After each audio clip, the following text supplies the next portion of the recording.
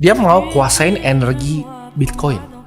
Sama seperti Rockefeller kuasain energi dari Standard Oil. Nah ini uniknya bro. Kan lu tau gue orang saham kan.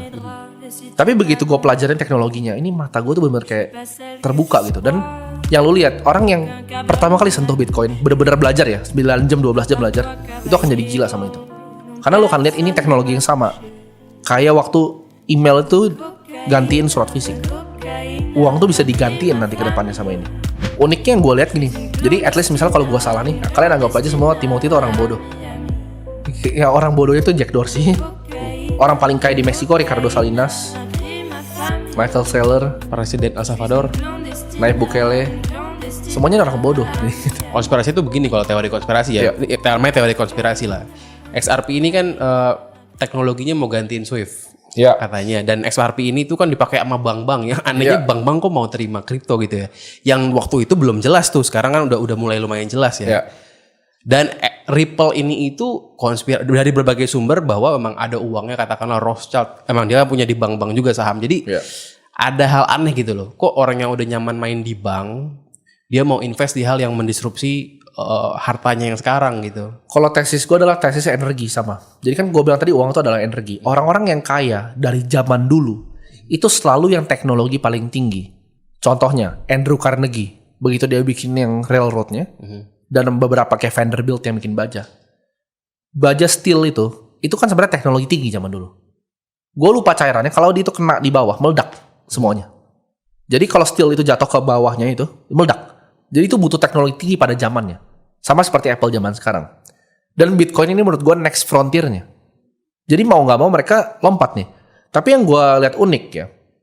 Ada perusahaan namanya MicroStrategy yang dipegang sama Michael Saylor. Dan menurut gue yang dia ciptakan sekarang. Dan yang mungkin BlackRock mau arahnya ke sana. Karena yang unik walaupun dia perusahaan yang ETF tadi gue bilang. Dia itu beli Bitcoin mining banyak banget sekarang. Sampai hari ini masih lagi OTW beli dia. Dia mau kuasain energi Bitcoin.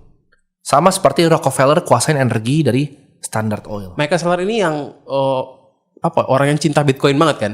Dia yang dia punya perusahaan software lah. Yang nge-tweet tiap hari untuk beli Bitcoin kan? Iya. Dia punya perusahaan software yang dia percaya Bitcoin akan jadi next frontier dari internet. Tapi ini orang yang bukan orang bodoh juga. 2009 dia bikin buku namanya The Mobile Wave. Dia prediksi semua orang akan pakai handphone aplikasi. Di saat nggak ada yang percaya. Sekarang dia di Bitcoin. Sekarang dia di Bitcoin.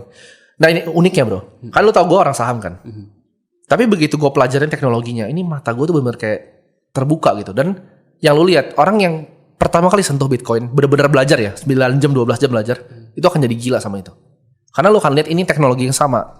Kayak waktu email itu gantiin surat fisik. Uang tuh bisa digantiin nanti ke depannya sama ini. Jadi lu lihat Jack Dorsey.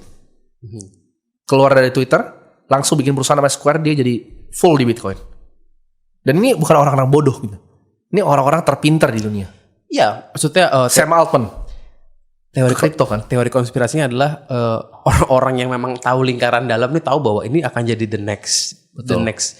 next thing gitu lah. Uniknya yang gue lihat gini. Jadi at least misalnya kalau gue salah nih, kalian anggap aja semua Timothy itu orang bodoh. Ya orang bodohnya itu Jack Dorsey. Orang paling kaya di Meksiko Ricardo Salinas, Michael Saylor, Presiden El Salvador, Nayib Bukele. Semuanya orang bodoh. Jadi gitu. BlackRock juga orang bodoh gitu. Fidelity masuk Bitcoin itu dari lama loh, 2014.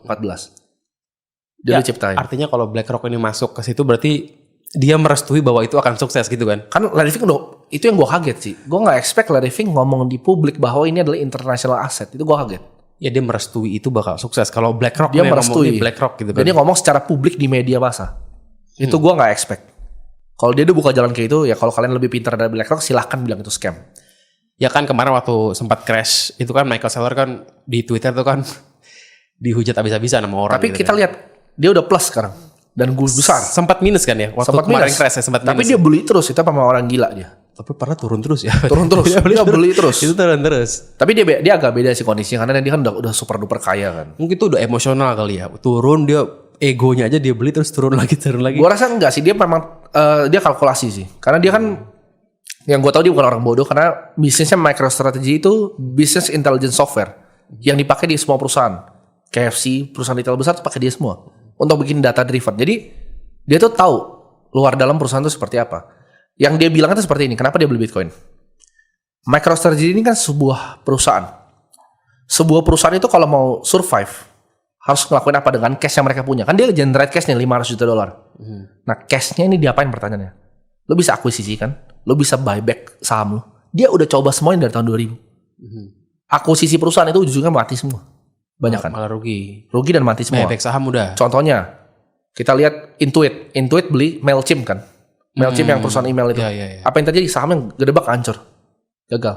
Disney, Monopoly Entertainment, dia keluar untuk Metaverse $200 juta, Bob Iger, hancur sahamnya.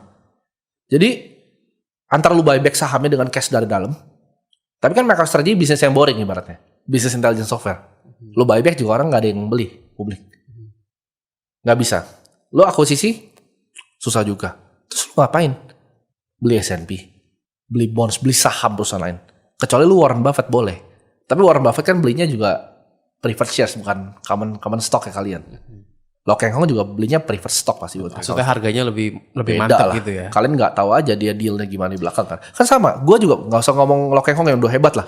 Lu pun beli saham harganya harga di bawah retapan gitu. Ya IPO kan bisa nego barang. Tergantung value yang lo beli apa Kalau kan. IPO ya. IPO bisa beli tergantung nego.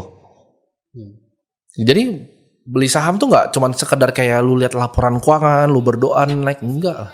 Berarti Bitcoin ini merupakan diversifikasi dia gitu kan. Oh iya, dari Banyak perusahaan luar yang diversifikasi. kalau dia sih bilangnya karena dia udah nggak ketemu jalan lain kayak gue tadi. Gue juga coba cari tuh kayak dia. buang duit malah rugi. Iya, buang duitnya kemana?